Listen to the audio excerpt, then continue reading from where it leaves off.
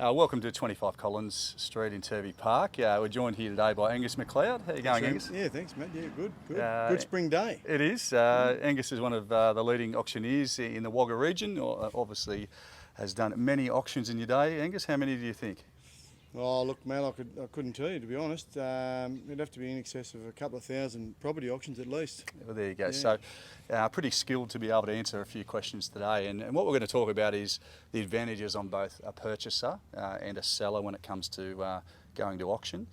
So when we talk about a purchaser, transparency is the number one thing they're looking for, I would think. Oh, look, certainly. I mean, the biggest thing about going to the auction process for a purchaser is, one, the transparency. Two, the time frame, knowing that they've got to work within a certain time frame.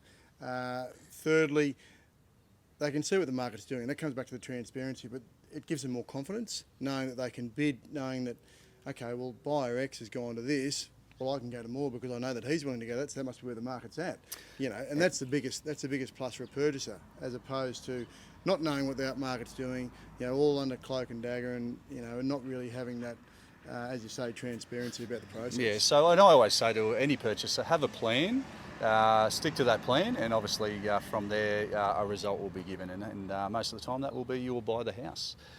When we talk about a vendor, I sit down with many home sellers and just and push through those advantages, and particularly central Turvey Park properties, favourable locations to auction properties. Why should a home seller or the seller of a property use the auction process in those locations? Well, once again, I mean, it's also that transparency as well for the buyer, knowing exactly that they're getting the absolute maximum out of the market at that point in time. And that comes on the back of a great marketing campaign that yourself puts together, and over that 3 or 4 or 5 week marketing period, that enables all those buyers to come on the day.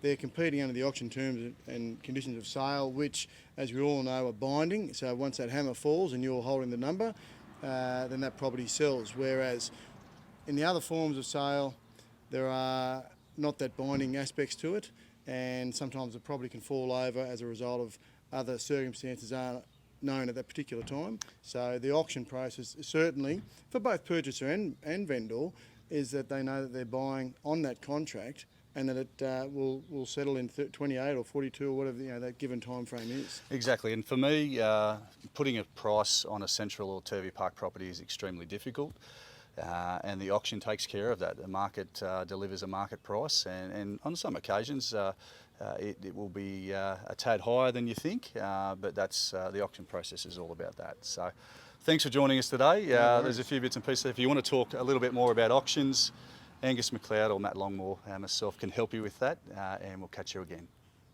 Thanks, man.